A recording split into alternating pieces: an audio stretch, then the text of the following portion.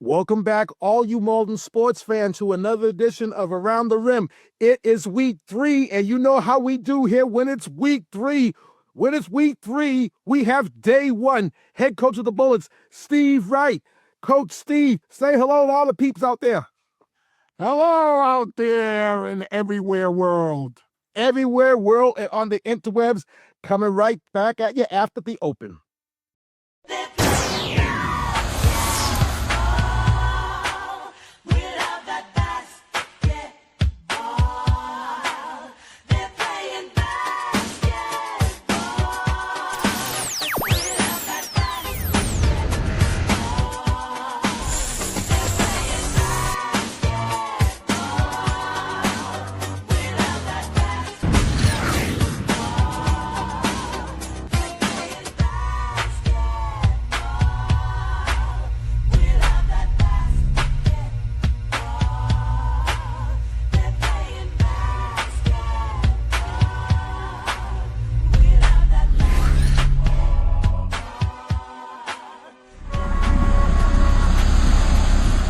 Welcome back, all you Malden sports fans, to another edition of Around the Rim. I am your host, the Deadster, Nestor Dudley, in the virtual studios of Around the Rim, hashtag ATR. This studio provided by Pod Pro Entertainment. So Pod Pro Entertainment, look them up, website podproentertainment.com, or on all your social medias platform.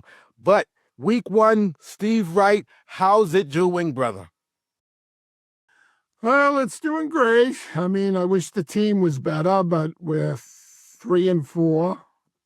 So we won 3 in a row. We started off 0-3, went 3-0 Nestor, and 0-3, and then won 3. So we were 500, and then we just lost a close last game to the Sixers. So we're getting there.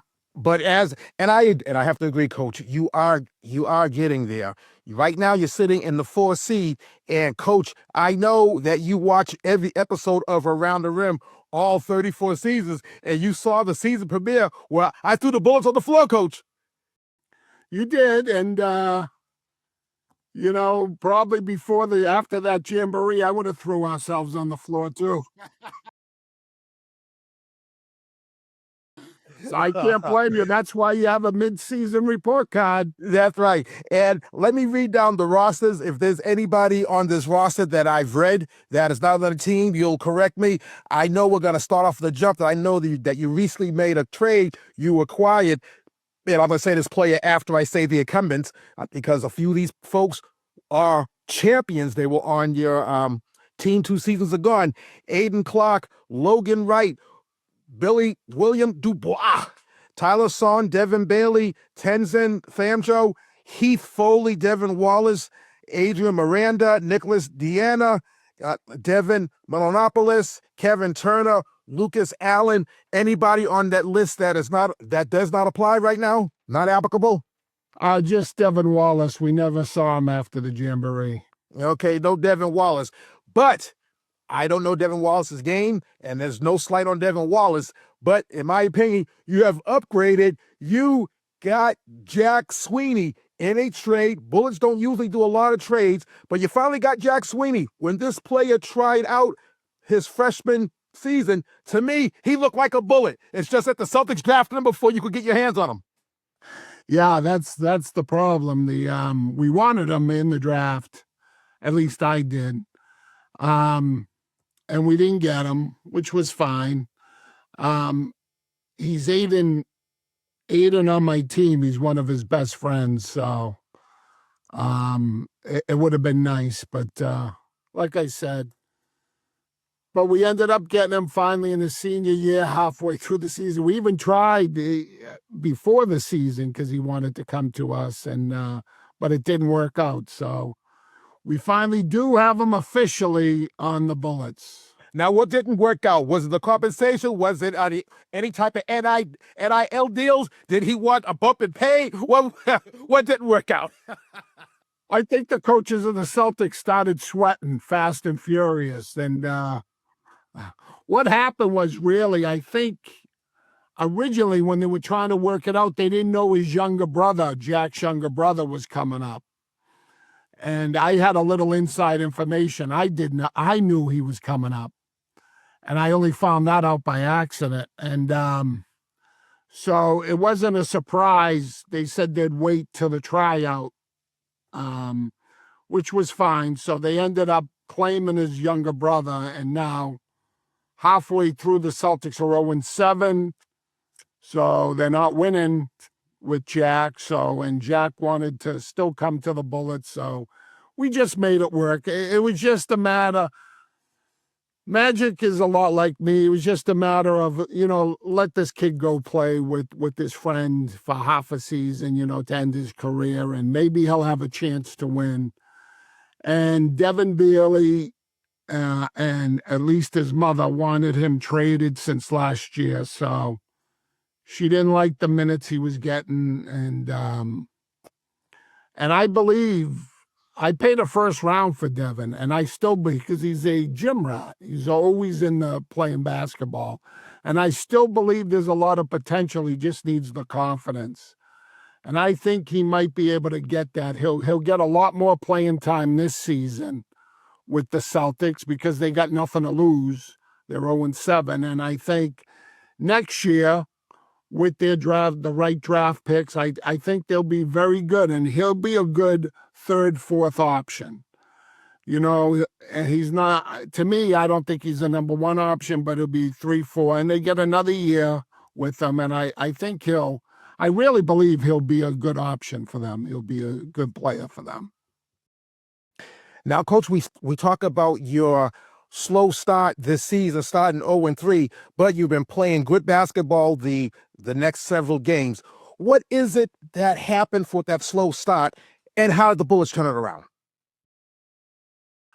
I told them, and you know what, I say this to a lot, when we get a lot of players on our team that are new, and the mix of the ones we already had there, I tell them it's going to take till about half the season before they start knowing each other, being able to play with each other, know all the players' strengths and weaknesses, and communication out there. And I think that's what it was. I think it's just because we were so new that we had a lot of new players, and I think it just took time for them to believe that we know what we're doing, and also believing in the system, and also believing in the other players that, holy crap, we got some good players here.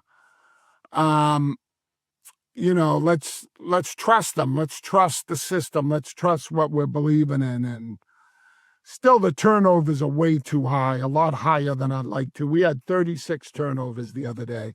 That's just too many in a game. And we just barely lost. So that's a good sign that we are getting there. Well, Coach, you hear that theme. You are caught up in the MNBL Web. Woo! In the web. What this segment is, to remind all you fans out there, is that this MNBL Web is that I can ask my guests any question. In this case, as head coach of the Bullets, Steve Wright, anything that I want to ask him. And it may or may not have to do with the Malden Neighborhood Basketball League. This question does not have to do with the Malden Neighborhood Basketball League. Coach, the home NFL football team, New England Patriots, gone back to the Super Bowl. First time in 5, 6, 7 years. Who do you got, Coach? Do you have the home team, or do you have those Seattle Seahawks? Well, I have to go for the home team, but I'm sweating a little with the Seahawks. They do have a top-rated defense, and I just hope it's not Sam's Diamond year, because he's having a phenomenal season. I mean, this is like a once-in-a-lifetime season for him. A long way from seeing Ghost against the Patriots when he was with the Jets. So I think the Seahawks are very good, but I think the Patriots are going to pull it out at the end. I just want to go on record. Nostradamus want to go on record, not necessarily with the pick because I will do that on social media, but I just want to get my flowers. I told everybody in New England who would listen to me and no one will listen to me that McCorkle Jones, Mac Jones, wasn't the dude, and I was right. And we still have McCorkle Jones, we wouldn't be in the big dance, brother. You were right, and you said that all along, so I have to give you credit. I said because it is true, he wasn't. I don't think he has the arm. no. You know, he does not have the arm that Drake May has. And, you know, I just heard a stat about Drake May that he didn't play senior year in high school. Because of COVID. His junior year, he threw for 73% of his passes he completed, 50 touchdowns and only 2 interceptions. That's a pretty good stat line. So, and he is a dude. He is the youngest of 4 brothers. He has 3 older brothers. So you know what that means, Coach. He was catching beatings his entire life, but he's a dude now. He was being prepared. He was being groomed by his older siblings to be an NFL quarterback. Oh yeah, definitely. And you know, he no doubt of being the younger of 2 older brothers. I know those beatings very well. Coach, you are officially out of the web. Oh, good. I made it. Yes, you made it through another web. Back to this season, Coach. We talked about how your Bullets had a slow start, and we talked about how your Bullets have won winners of 3 out of their last 4. It's appeared to me from where I said, Coach, that the game that the Bullets started to play better was, in fact, their 3rd loss against the oldest rivalry, the Lakers. One of the very few times the Lakers took out the Bullets, but I believe that the Bullets would play better basketball at that game and continued the trend. Yeah, we had a tough time with the Lakers. I mean, they're a very talented team. They play so well as a team. And, you know, that really was, you know, we deserved to lose that game because that team just played better. And Coach Beanie is such a good coach, and Jonathan and Andy, you know, they really got the boys playing well. And, you know, they had a great draft also. And, you know, so that was a tough one, but we'll be playing them this Sunday. Maybe we can give it back to them, I'm hoping, but I don't know. It's really a good, solid team, and I love the way they play. You had practice last night. You got one team this weekend, all those Lakers, so you could dedicate the entire practice last night to facing that one team. And that helps so you don't have to split it with facing 2 teams. You can put all your efforts into one team. Yeah, definitely. It does make it a little bit easier. And, you know, I've been having a lot of one games. And, but, yeah, it does seem nice. It's nice when you can just concentrate on one team, know what they do, try to put your defense to it. If you can only get your players to do it, that would be another accomplishment. And with that is Planet Rock, and we are going to go to the actions of this past weekend's play. This is the week of January 28th. We played Wednesday night games, and the first game was Celtics-Lakers. Lakers 65, Celtics 48. Dinh, high man for the Lakers, 17 points. Telmark led all, scores of 21 points, and the Lakers improved to 4-1. The Sixers dropped to 0-2. Next game, Bullets King. It took an extra frame. It was an overtime. King 2 points better than the King. Then the Bullets 2 points better than the King. 45-43. Monopolist led all, scores with 14 points. As the those seconds are wrong. That's why I need a proof.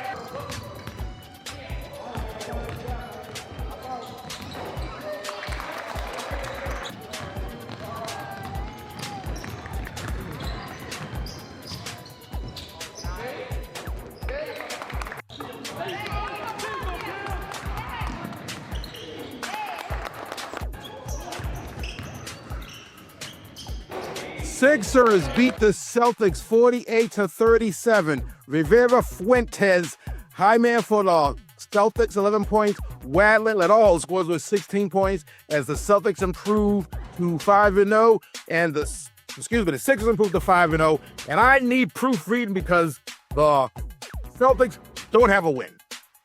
Next game, Lakers, Kings. Lakers 48, Kings 33. Dinh, high man for the Lakers, 10 points. Hampton led all scores of 14 points as the Lakers improved to 5-1. The Kings dropped to 2-5. Those records are, in fact, the records. No LOT here.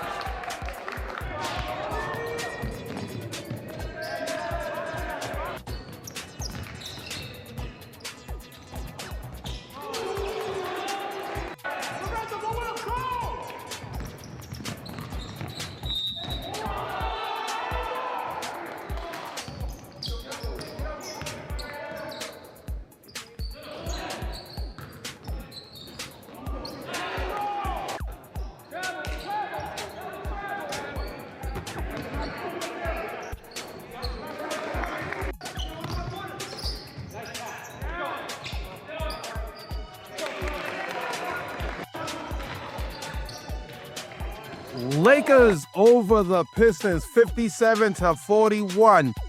And Perez, high man for the Lakers, 13 points. Wallace led all scores with 14 points as the Lakers improved to 6-1. The Pistons drop to 3-3.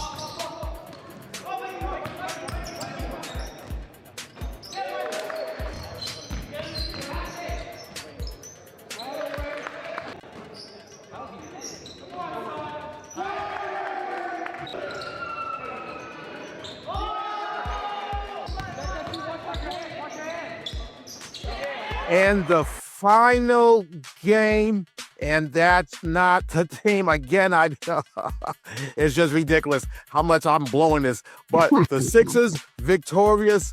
Oh, no. What am I doing? Oh, my goodness. Sixers victorious over the Bullets, 53-37. That was a brain fart, Coach. Wabe led all scores with 17 points as the Sixers improve. The Bullets fall. And that's how it all went in this past weekend's play. You know, Coach, when you do a one-man gang, sometimes you have a smooth show. Sometimes your show is smooth. The show is smooth. Sometimes the show is not smooth. I just want to give credit that the games was recorded by Logan Johnson of the Kings and games highlight and edited by his coach, James Brito-White. And that's the screen I'm trying to get to. My goodness, you know, I have a show with Magic, whose Celtics are in the schneid, and the show was flawless. I have a show with Day One, and the show has so many flaws, and it's nobody's fault but my own, Coach. Well, you know, that's why I always did the third week, because I figured you'd smooth all those out by then. What it is, I'm having a show, I'm missing a week, I'm having a show and missing a week, and that is just no bueno. But right now, on to the weekly Around the Rim Awards, so let's kick it. Player of the Week, Jordan Dinh. representing the Lakers. Coach of the week, Glen Noble of the Sixers. Those Sixers are undefeated. They are unblemished. Of course, he's the coach of the week until somebody takes them down. And again, staying with the Sixers, team of the week. When you're undefeated, when you're 6-0, you're the defending neighborhood league champs. You're the team of the week. You're the coach of the week until somebody takes you off. And Woo of the week goes to Manny Perez of the Lakers. Manny Perez, career high of 13 points. And I say career high. He's only played this year, senior, but career high of 13 points. So, Manny, this woo is for you. Woo. Thank you, Coach. My woo has been compromised for several years. My woo absolutely sucks. So, so thank you very much. Now on to the standings. Remember, if it doesn't look like this, match this, it just tain't official. Sixers pitching a shutout thus far, on top of the league, 6-0, followed by the Lakers, 6-1. Pistons playing solid ball, 500 ball, 3-3, followed by the Bullets, 3-4. Kings dropping down 2-5, and the Celtics still on the schneid, zip and 7. Weekend's play coming up this Saturday, February 7th. The first game, Kings versus the Sixers, and the second game, Lakers versus the Bullets. And in that second game, hashtag day 1, day 2, nuff said. Sunday, pay attention to the times.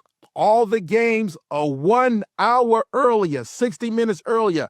First game, Lakers, Sixers, meeting up for the first time this season. It all depends how Saturday goes. If Saturday goes accordingly to purple and to red, this game will be for first place.